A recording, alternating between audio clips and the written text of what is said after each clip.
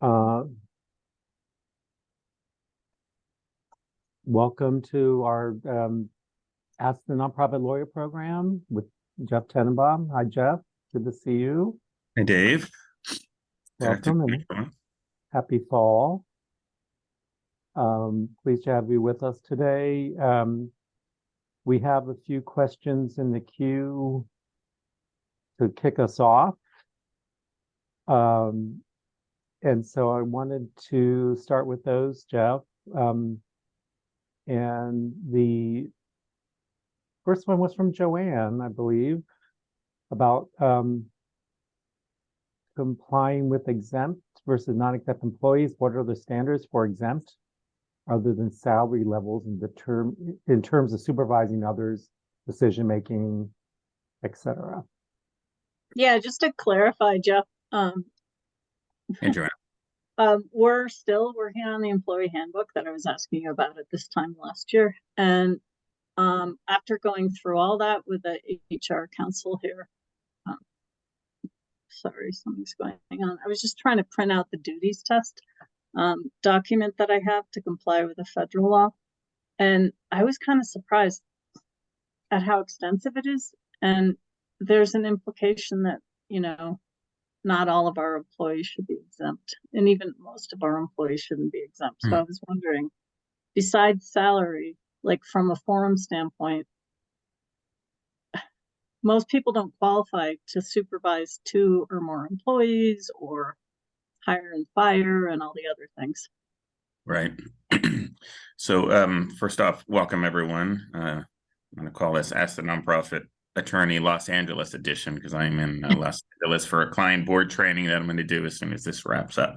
Okay. But so you don't have my usual background back in DC. It's a great question. It's an area of, I'd say, frankly, in the nonprofit community, rampant non-compliance, because exactly for the reasons you just explained. So many nonprofits just presume that most or all of their employees can be exempt, right? Because it's just a lot easier. You don't have to track hours. You don't have to pay overtime, things like that. You don't have to worry about what the compensation is. But the reality is, both from a federal and state law perspective, that's not the case. So I know you know this because it sounds like you've done a lot of research on this and you probably know more than most. But let me kind of set the stage for everyone else on the call or who might be watching this recording.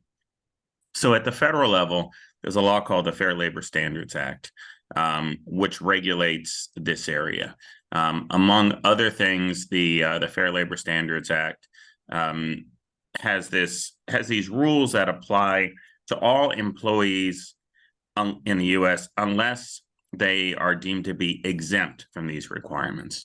So these requirements deal with things like the minimum wage, the federal minimum wage, as well as overtime. So if you're not exempt, then from a federal law perspective, every hour over 40 hours that a non-exempt employee works in a given work week is subject to time and a half of overtime pay. So you have to pay overtime at 1.5 times their regular hourly rate.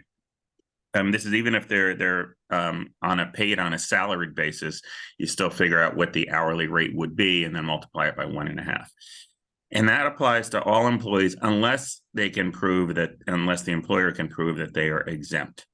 And of course, there's every incentive to try to make employees exempt employees, but you don't get to just pick or choose. Even if the employee agrees, yes, I'm willing to be exempt, it doesn't work like that. There's tests at both the federal level, and I'll get to state in a minute, that determine whether or not you qualify as an exempt employee. At the federal level, it's basically a 2-part test. One is the salary basis test. So that means A, you have to be paid on a salaried basis, and B, you have to be paid over, let me pull up the amount here, $35,568 per year for a full-time worker. And that went up in 2019 under the Obama administration no, I guess so. When it was the Trump administration, that's when the U.S. Department of Labor issued their final overtime rules, which raised that salary level from, it was around 23,000 up to 35,500. So you have to, at a minimum, meet the salary basis test, but that doesn't stop there. The other test, and there's basically 5 categories: executive, administrative, professional, and then these other 2 really don't apply in the nonprofit world: association, outside sales, and computer professional employees. It's the executive, administrative, and professional tests that generally apply. And I'm not going to get into the details of those tests. Like Joanne said, they are very detailed and specific. And it's essentially, it's kind of like, some people call it like a white collar exemption. And at the core, those exemptions require either that the employee have certain management authority, in terms of managing the organization, in terms of managing other staff, or that they regularly exercise discretion and independent judgment in performing their job duties. That's an oversimplification, but for purposes of this webinar, that's about as detailed as we're going to be able to get. And you have to meet one of those tests plus the salary basis test, have that minimum salary of $35.5 a year for a full-time employee in order to qualify as exempt. And this is a particular problem or potential problem, in that we have a case right now with an employee who, I don't remember if she was terminated or quit. It's a nonprofit client of ours, but regardless, went to see an employment lawyer, and came back with a claim that she was improperly classified as an exempt employee when she should have been non-exempt, and therefore the nonprofit is being alleged to owe her a lot of overtime pay at time and a half, going back 3 years, which is the statute of limitations, for all the hours that she says that she logged over 40 in a week and was not paid overtime for. There's a separate issue, but it's also, a lot of people refer to this also as worker classification issues. The other big worker classification issue that we also have a case going right now for one of our nonprofit clients is the independent contractor versus employee test. And I want to raise that here because similarly, there are many nonprofits that misclassify workers as independent contractors when they really should be employees. And we have another one, someone who was terminated, went to an employment lawyer, came back with a demand letter saying that she was improperly classified as an independent contractor, should have been an employee. She basically worked full-time for the organization. She was treated like staff. She had a staff email address, with the organization's address. She attended staff meetings, was treated like staff at the annual conferences, everything like that. And, now we're going through and kind of refuting it and battling it out. And by the way, there's generally no insurance cover. Well, most of you, all of you should have employment practices liability insurance coverage, usually as part of your D&O policy. Most D&O policies won't cover worker classification disputes. So whether it's exempt versus non-exempt or independent contractor versus employee, this client of mine actually filed a claim with their insurance carrier, and they rightfully denied the claim. I talked to the insurance claim adjuster about it, but there's just simply no coverage under the policy. So that makes it even a riskier situation. And then, so not only do you have these one-offs where someone can go back and, and by the way, if someone was improperly classified as a contractor instead of an employee, it's not just the overtime. You don't have overtime pay. I mean, this would have been an exempt employee. It's not that issue, but it's the issue of the roughly 7.65% of the employer share of the payroll tax, Medicare, Social Security. You have employee benefits, 401k contributions, if you have, a contribution or a match. Other things like, cell phone allowance, other transit allowances, all these things. And this former contractor who alleges that she was an employee is making a demand going back 3 years for all of these different things, with a demand that's well over 6 figures. So this is very consequential. And then if you think this is, that's bad enough, imagine if you have a group of either workers or former employees or current employees who get together and collectively file some sort of a class action demand or class action lawsuit, or go collectively to the Department of Labor or to the EEOC on these things. It potentially multiplies your risk that many times over if you have multiple workers who are either misclassified as independent contractors or are misclassified as exempt when they should be non-exempt. So not trying to scare you, but I am trying to get your attention to recognize this is a really serious issue.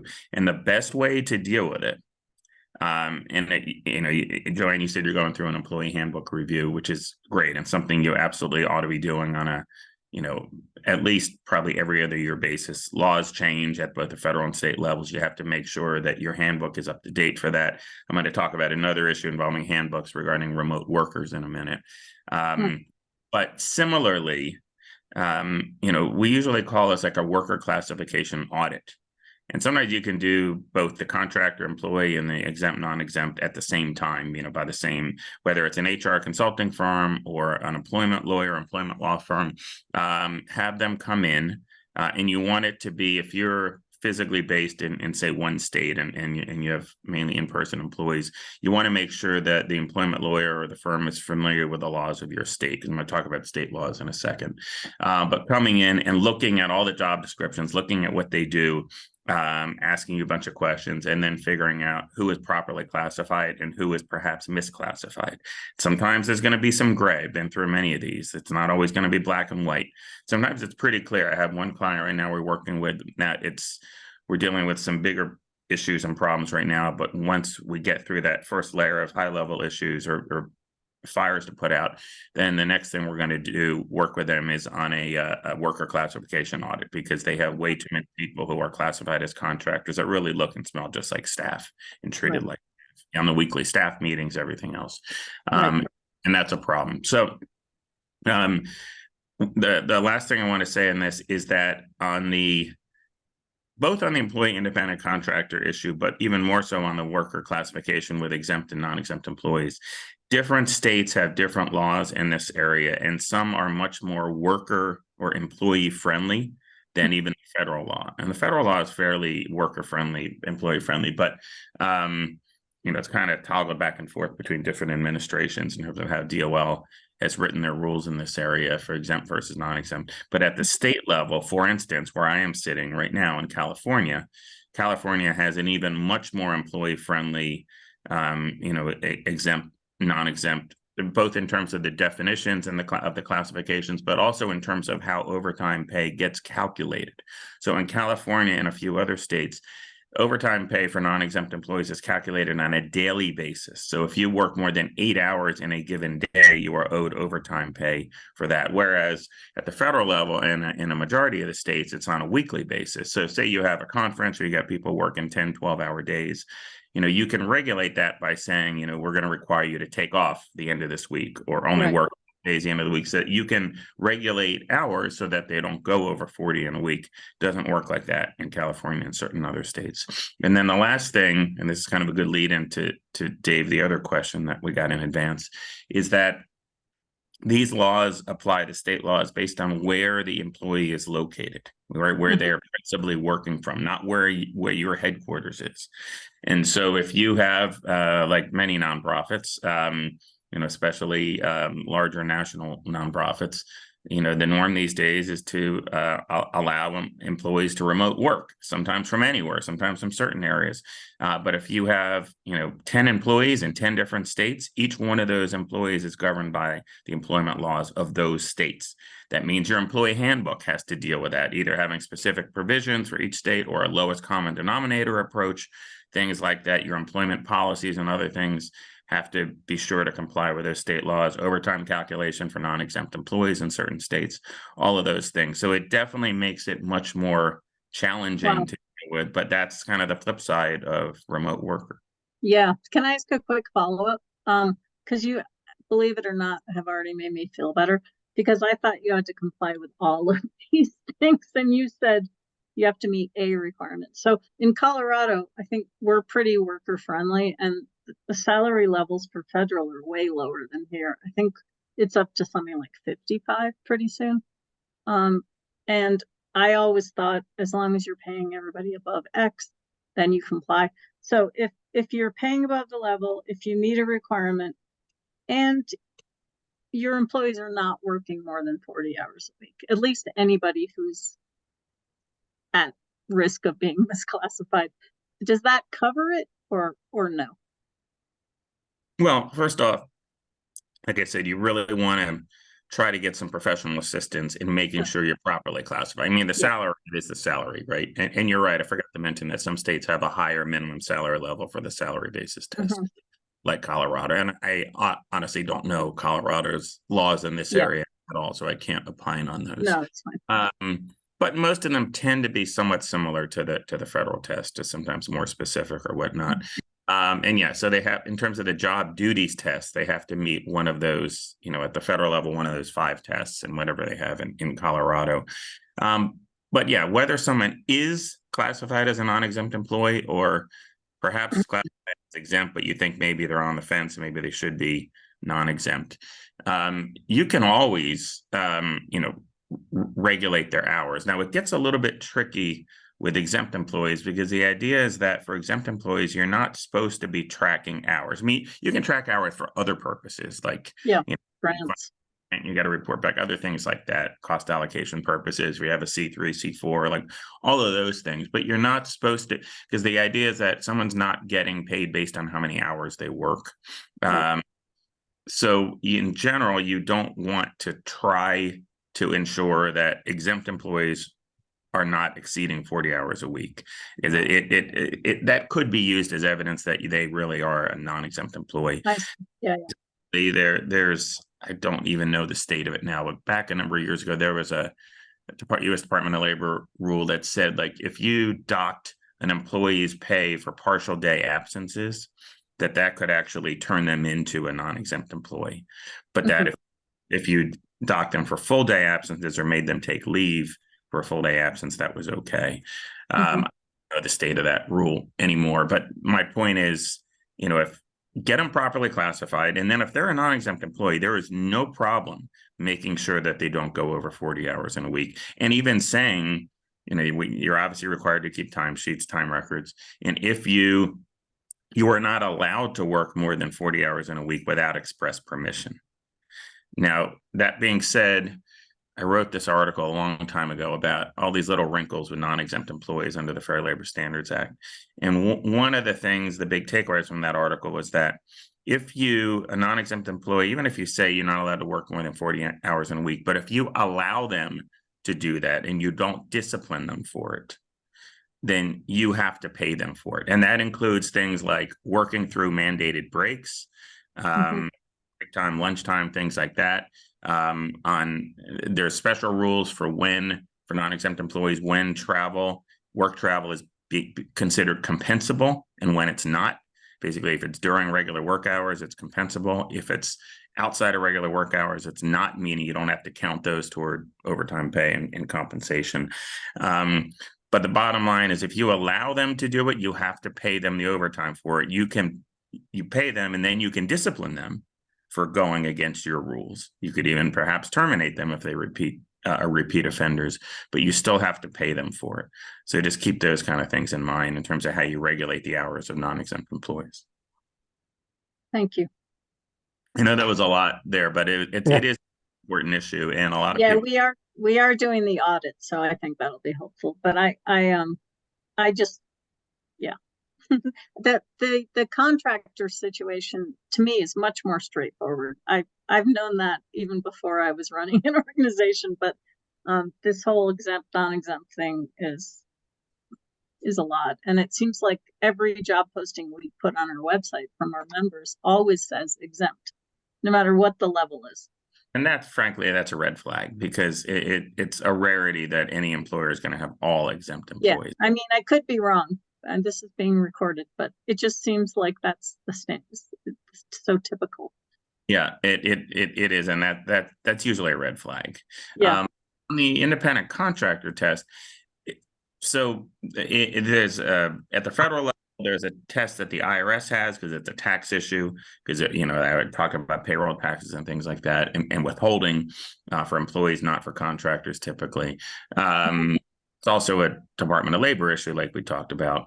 And so each of those agencies has their own test. It's kind of a multi-factor test of whether you fall on the independent contractor or employee side. And then at the state level, I know this is not going to surprise you, like in California, it is really difficult to be classified as an independent contractor, thanks to a new law that was passed a year or two ago. that was really targeting Uber and Lyft drivers, but has much broader implications. It's really hard to be classified as an independent contractor in California. I even have a client who moved their company out of California to another Western state because her company heavily relies on independent contractors, and it was just too risky to keep operating in California from her perspective. Mhm. But it's a multi-factor test, and just because someone is part-time doesn't automatically mean they can be a contractor. Right. You know, I'm not going to go through and bore you with the details of the test, and they vary a bit, like I said, from IRS to DOL to states, like state labor departments, as well as state taxing agencies. Again, it's complicated, but to me, the one factor that's kind of first among equals is that, look, if someone is working only for you, whether it's part-time or full-time, in most cases, it tends to be full-time. If they're only working for you and they don't have any other clients, it's almost impossible to be classified as a contractor. Whereas if they're working for you, and usually not full-time, part-time, but they have other clients that they service, that to me, it's not a determinative factor. It doesn't mean they can automatically be a contractor, but to me, that's first among equals. And that's the first thing that I always look at. And so sometimes it can be an easier determination like that, but sometimes it's a lot more difficult. But what you can do is you want to have a good model independent contractor agreement. And if anyone needs one, let me know. We have great templates. And that agreement, you know, or like our templates are structured to kind of key off of these key factors in the test, in these various multi-factor tests. So you really want to essentially paper these arrangements in a way, if you want someone to be a contractor, you know, that helps give you a much stronger argument in the event you ever get challenged by the worker or by a federal or state agency.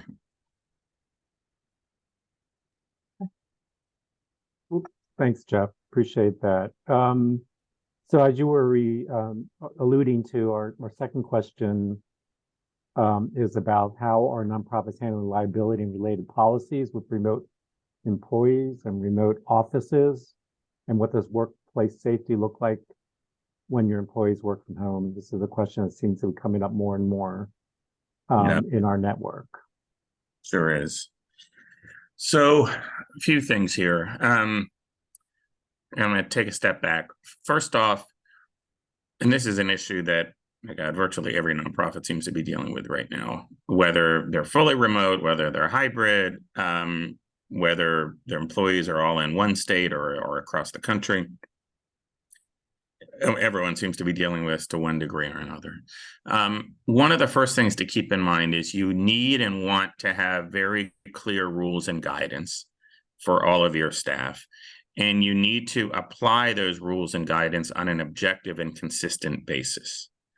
Failure to do so, and I've seen it happen many times already, can lead to discrimination claims and other claims of disparate treatment by, you know, employees saying, well, you're treating me different than this, or you're letting this person, you know, have more flexible, favorable remote work arrangements than this one. So you need to treat similarly situated employees objectively and consistently. It doesn't mean that all employees have to be treated the same. So for instance, like employees, you know, if you have a group of employees whose primary responsibility is to staff in-person meetings and conferences or events, whatever the case might be, and they need to be there on site for those events, that remote work flexibility arrangement is going to be different for that group of employees versus other employees who are, say, just sitting at home writing content or doing research or doing other things, compared to, you know, say, larger organizations that still have people that deliver the mail and, you know, staff the phones at the front desk and greet delivery folks and people coming in for meetings. And so when I say similarly situated people, you got to think of, you know, especially for larger staff in buckets, you know, and what sort of positions might lend themselves to more remote work versus others that don't. Now, I'm not suggesting that you want to treat similarly situated employees differently, but sometimes you have to.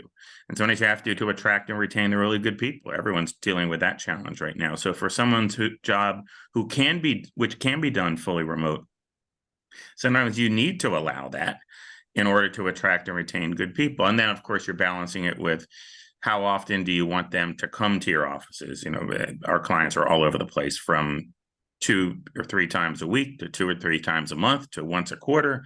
We see it all over.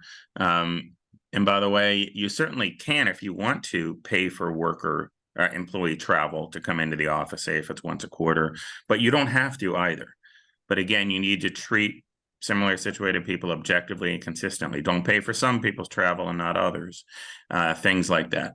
So that's kind of one overarching kind of piece of guidance I wanted to give you in terms of, and then make sure all this is well written, codified in, either in your employee handbook or some remote work policy. And this stuff changes too. It has been evolving, really since the beginning of the pandemic. In terms of kind of worker safety and employer liability, if and when an employee is working from their home or from some other offsite remote workspace, that is their workspace. And so the same sort of liability risks under workers' compensation statutes and whatnot that apply to your in-person offices also apply here. And so what does that mean? Some of our clients have really good policies that any employee who's remote working has to sign that they agree to, that, for instance, they're going to have a dedicated workspace at home. It's going to be safe. It's going to be ergonomically healthy. It's going to be free from, obstructions and risky situations. Really, I'm talking about physical safety, health and safety. Think, OSHA, Occupational Safety and Health Administration type stuff. And so basically the employee is attesting that they have all those things. Some employers even require proof of that, but most just will take an attestation. And then you want to make sure that your workers' compensation insurance coverage is going to apply to these different workspaces. So work with your insurance broker to be sure that your workers' comp policies are going to apply. So that if someone does get injured in their workspace, that you're going to have coverage under your workers' comp policy. And then, of course, if an incident happens, if you become aware of something, you become aware of a risky situation or someone gets injured, obviously you want to have prompt follow-up investigation, look into it, deal with it. And then, like everything else, when things like that happen, sometimes it prompts you to take different kind of corrective action going forward for all of your staff.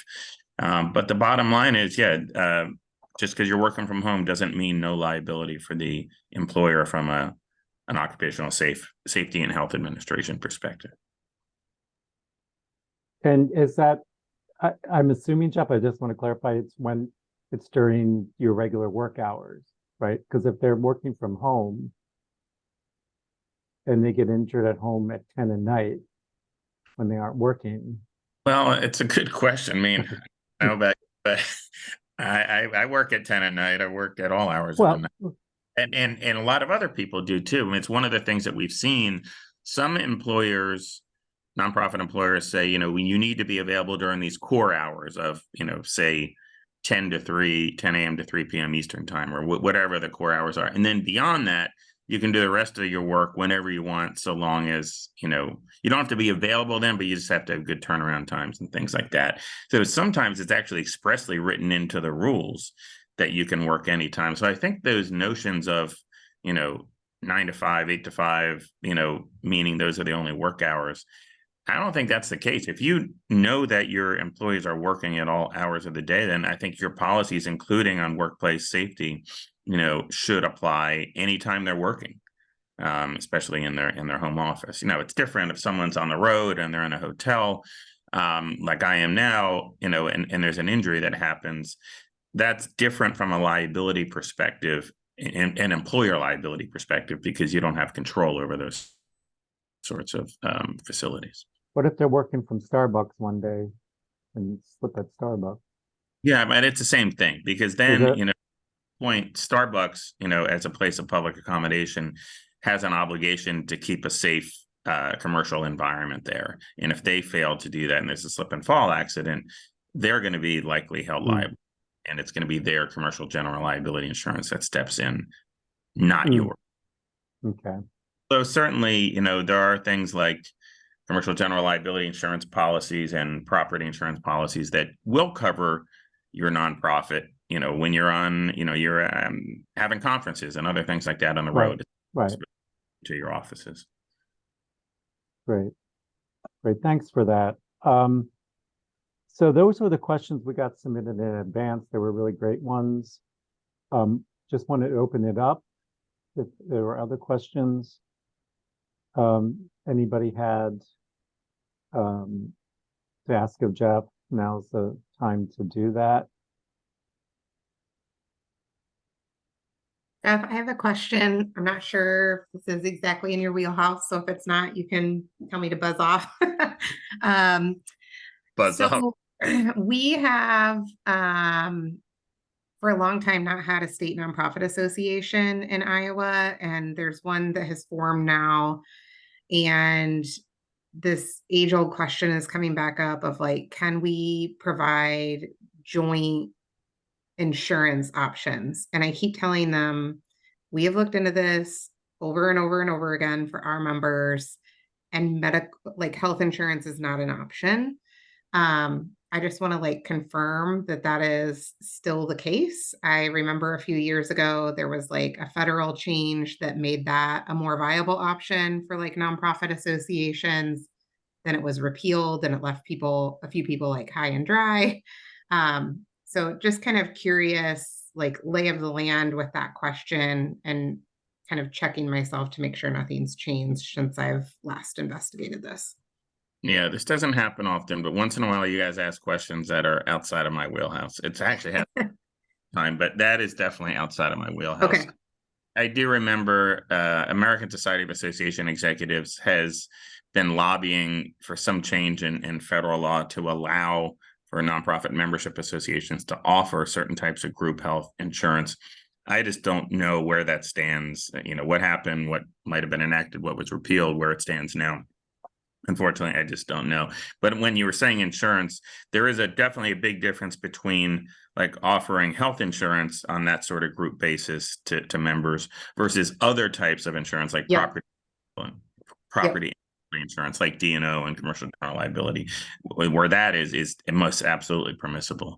But if you, Carrie, if you just want to shoot me an email, we have our outsourced employee benefits lawyer who we work with all the time, Katrina, who's fantastic. She would know the answer to that. If you email me, I'll just connect you with her and you can just pose the.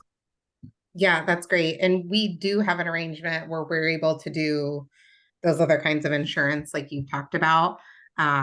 Our nonprofit alliance doesn't have anything like that just yet, but I just wanted to make sure I was giving them like up to date. Carrie, yeah. If it's helpful, they could check with the Colorado Nonprofit Association, because when that was established 35 years ago, somebody had the brilliant idea that they set up an insurance arm in order to help fund the association by offering all the members. And they had to spin it off into a private, I don't know, more than a decade ago, because it was a mess. Okay. That's helpful. It's really a lot to take on for a brand new organization. That's what I keep telling them. Like they're biting off more than they can chew in a number of different ways. And so I'm just trying to put out fires before they start. Like it just from a business perspective, it sounds like they're biting off way too much. And frankly, with these state, I don't know what it's like in Iowa, but with these state health exchanges, like we have one in DC that's fantastic. And even like for our 7-person law firm, we get our insurance, for the staff that want to be on our policies through the exchange. It's really fantastic. And even for me this year, we were comparing like an individual policy versus like a group policy, and the rates are virtually identical. It's so different. Since Obamacare and these health exchanges, that that the need for this sort of group insurance. I'm not saying there aren't benefits, especially when you get a larger group, you can share the risk and that can help keep premiums down and get better benefits. But for smaller organizations, I would definitely look at the exchanges as well. Yeah. Great. Thank you. Appreciate it. Sure. And Carrie, if you learn of anything new, can you loop me back in? Yep. Happy to. This even comes up every now and then in our network. Like, I'm sure it does. Yeah. I mean, my members begged for years, and we were finally able to get them the access to those other kinds of insurance. And, now we have like 2 people taking advantage of it. So just trying to do my homework. Appreciate that. Thanks for the question.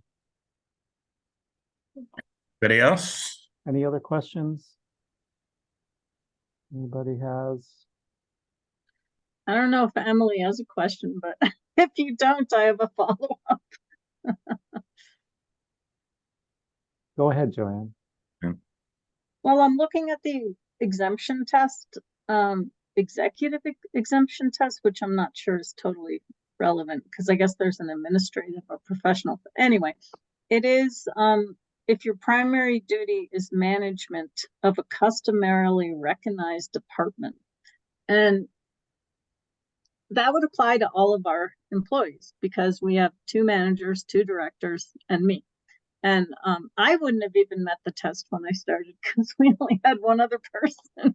So I was only supervising 1, but obviously I wouldn't have been a non-exempt employee as the executive director. But I guess I'm just, I'm going to do the audit, but I'm looking at this. And anyway, I also went on our job. This recording is not going to be released to the feds, right? Because I went on. Anything that you don't want as Okay. an Well, I have seen job postings where executive assistants who are actually being paid more than I was paid a couple of years ago, who are listed, the job posting is listed as exempt probably because it's being paid, 3 times the federal cutoff for this. But is there any circumstance where you could see that somebody who's doing a traditional executive assistant role would be exempt? Yeah, conceivably. Obviously, it's very fact specific. But like you said, there's kind of 3 core different tests, and they all are different, but they don't necessarily require that you supervise other staff. Okay. That being able fire. independent judgment and decision making, that can be key. And every executive assistant position is different. Having worked with an executive assistant my whole career, I can tell you that there are many instances when, like my executive assistant exercises tremendous, independent discretion and control, and, essentially managing that portion of the job. And also in our firm, she deals with billing and other things like that. And so, yeah, you can't just say because it's a particular job title. Sure. Either Okay. exempt. Yeah, if it's the executive, it's going to be exempt. But outside of that, not always. You really want to drill down. Okay. Yeah, I agree. My mom was an executive assistant. We used to say she did more work than the CEO many years ago. So shout out to my assistant Ashley, who I could not live without. Yeah, exactly. So I had another question. I mean, if you're working remotely and you're running a portion of the organization's portfolio, you're exercising discretion all the time, really. So I don't know. This whole thing, I just find just fascinating that this has never come up. Well, all the conversations that I've had with this network over many years, and my colleagues and everybody on this call, but when you finish that audit, reach out to me privately. I'm really curious what it comes up with, because like I said, generally speaking, every employee in your organization, it's usually a red flag if they're all treated as exempt. Okay. But I foresee a fact pattern where that might work for a smaller organization. For a larger organization that has 100 employees, that can never and should never be the case. It just doesn't work like that. For a small organization where people are wearing a lot of hats and doing a lot of things and exercising a lot of independent judgment and have a long leash, it's conceivable. I'm just curious to see where yours comes out. Yeah, and I would say that's more the case for a lot of our members. They're smaller. They're wearing lots of hats. And the average size, I mean, we're talking 3 to 20 people mostly. And so it'd be interesting to talk with others in our network about this. Yeah. But, it's like, and association work is often very much a kind of work where people have multiple areas of responsibility, with lots of ability for independent judgment and thinking and decision making and that kind of thing. Yeah, it just, remember, these are tests, multi-factor tests that are not black and white. And so just like everything else, whether it's an attorney or an HR consultant, some are going to be more conservative than others. Some are going to have different interpretations than others. You could have 5 different employment lawyers come in and do the same analysis for you, and they're likely not all going to come out in the same place. So keep that in mind. Well, it's interpretive. It's a question of analysis, and then in the end, you can decide how much risk you want to take. Obviously, if there's someone on the fence, the safest thing to do is to make them a non-exempt employee. That's a lot safer, and then regulate the hours to control the overtime. And if you feel pretty confident in your analysis, even if they're not all black and white, and you're willing to take a little risk, then then maybe you continue to treat them as exempt. And just, I wanted to follow up on one thing you said, Jeff, around like this not working, more than 40 hours a week. I assume it's okay, like if you're just as an organization and the type of culture you have, you just want to encourage your staff, or issues of work-life balance, like just sort of Right. encouraging your employees not to work more than 40 hours a week, so they have that work-life balance as a, you're not regulating, you're not requiring, but you are trying to encourage employees not to be working nights and weekends as sort of the culture you want to create. Absolutely. That's absolutely not a problem. And that's common, obviously, in the nonprofit world. And it's become, Yeah, no problem there. Other thing I wanted to mention, I forgot that I also talked about in that old article I wrote about this, is comp time. So a lot of nonprofits use comp time, particularly, those that have conferences and events where you're working long 10, 12-hour days, for 3, 4, 5 days in a row. And then they give employees kind of comp time off to kind of compensate for that. So you have to be careful. First off, for exempt employees, you can have whatever comp time policy you want.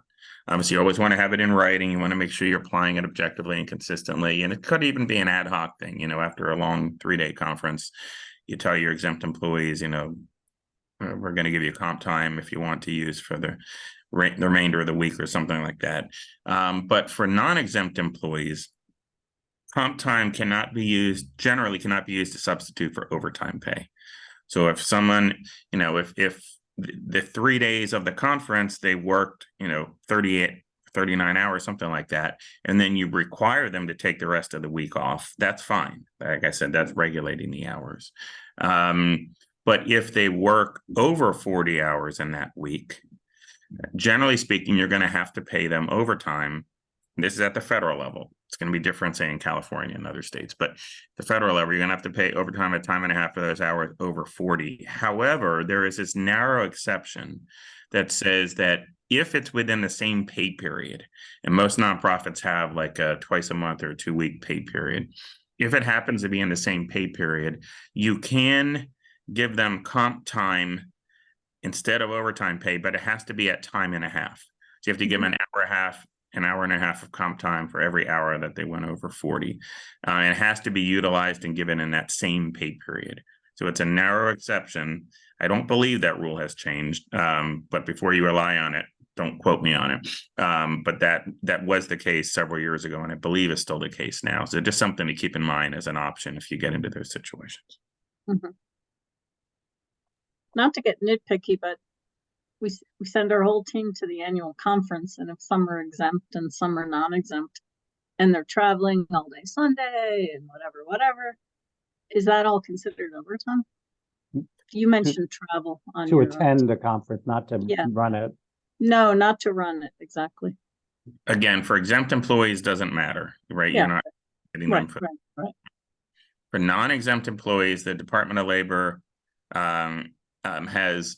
U.S. Department of Labor has very specific rules on this. And I'm not remembering every nuanced detail of it, but the basic rule is that if you are requiring a non-exempt employee to travel to a work event, could be to a conference, could be for a meeting, could be whatever. If the travel is during their regular working hours, and this gets to Dave's issue of, Is that, because some people have said these rules need to be updated because of things like that. Regular working hours aren't the same as what they used to be. But what the current rule says, if I understand it or remember it, is that if you're required to travel during regular working hours, that travel time is compensable. Meaning, if from door to door,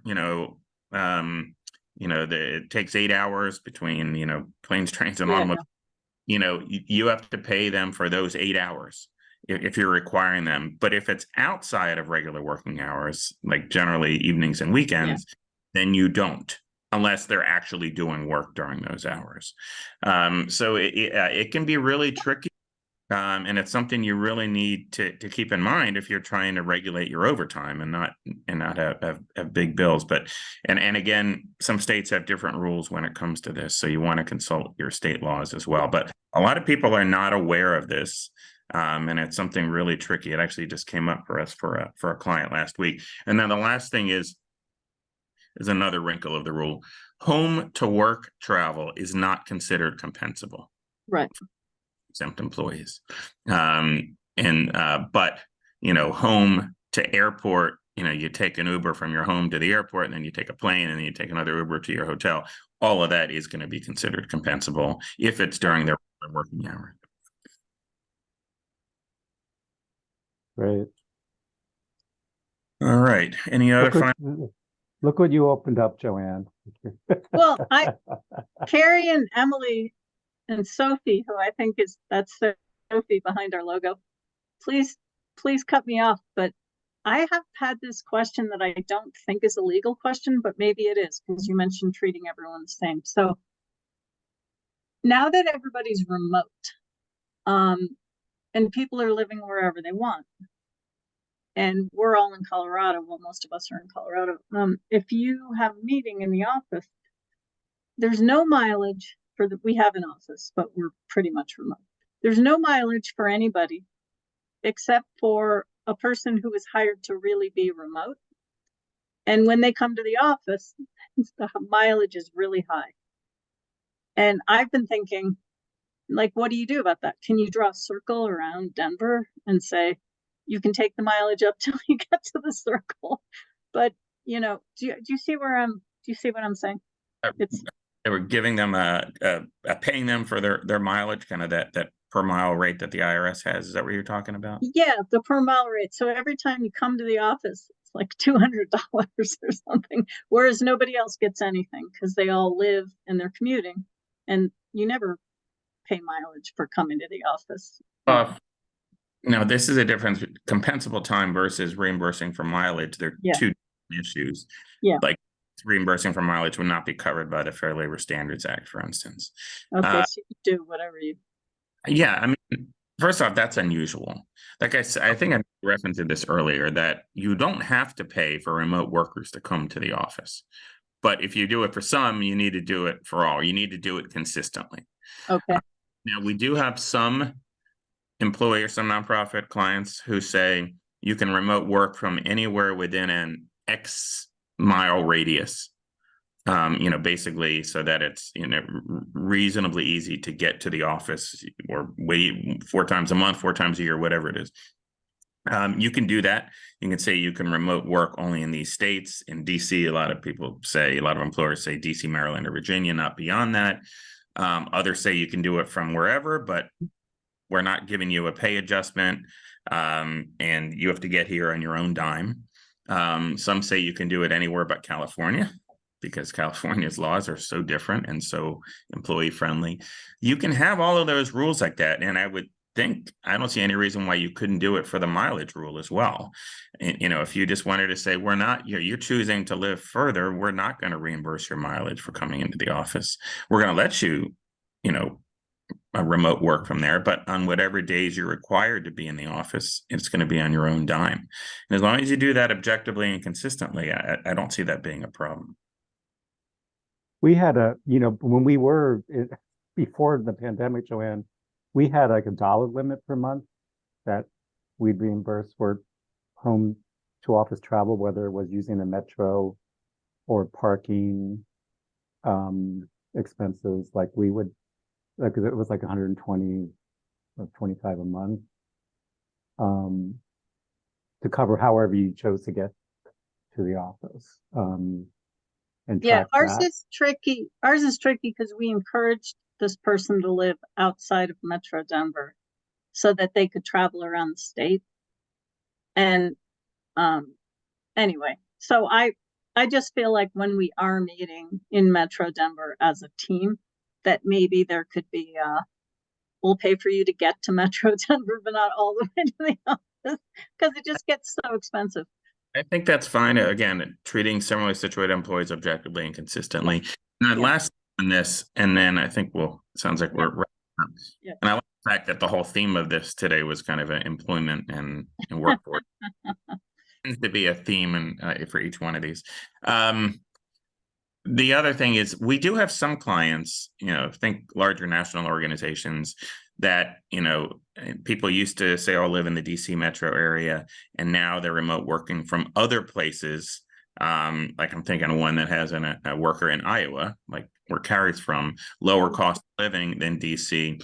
And again, as long as you do it objectively, consistently, you can actually do a downward salary adjustment. You're going to rely on good, objective compensation data and things like that. But we've had some that said, look, if you're going to choose to live in Iowa instead of DC, it's a lower cost of living. Therefore, we're going to lower your annual salary accordingly. Or we're just going to, we're going to have like a variable, because there's good compensation data out there that you can rely on for this. And, it'll have like a multiple or factor, for each state, and you can adjust compensation accordingly. Obviously, from an employee relations perspective, if you're going to cut someone's salary, it's not always a positive thing. But frankly, I've seen a lot of staff take that very well because they're like, yeah, I get it. It's a lot less expensive to live in Iowa than it is in New York City or other things like that. Mm. Great. Joanne, I might just offer really one quick thing. So one way that we've thought about this, like I live 3 hours from where our office used to be, and I do get paid mileage, but there are so many meetings on my side of the state that then I'm so much closer for. Like if you calculate it all out, it ended up being kind of a wash for us annually. So just, you might want to look at that too as you're It's thinking not about even an issue right now, but as things change, as and I never got to my question about what do we need to think about now that the pandemic is, not over, but maybe we'll talk about that another time. Yeah. So, yeah. Yeah. We still get questions, probably one or two a week from clients about, COVID related protocols and notification requirements and, CDC guidance. And yeah, even though it's obviously not, when we started doing these Ask the Nonprofit Lawyer sessions, I think that's all we pretty much talked about was all. Right. Mhm. Certainly not, thankfully not the case anymore, but these issues and questions still are coming up. Mhm. And I was just reading an article in the Washington Post over the weekend about someone criticizing the CDC that they really need to update their guidance to really better reflect what people are actually doing in terms of how many days of quarantining and when they get tested after they, test positive and all of that sort of stuff. And since a lot of nonprofits refer to CDC guidance, in their own employment policies or conference policies or things like that, it's something to keep in mind. Anyway. All right. Well, great questions, everyone. I really appreciate it as always. Have a great rest of your day, rest of your week, and I'll see you next quarter. Great. Thanks Thank so you, much. Jeff. Really Thanks, helpful. everybody. Thanks. Take care. Thanks, everyone. Bye-bye.